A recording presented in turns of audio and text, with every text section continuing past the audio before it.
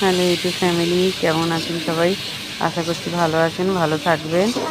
তো আজকের একটু রবিবার আছে জানেন, তো একটু চিকেন নিয়ে চলে এলাম।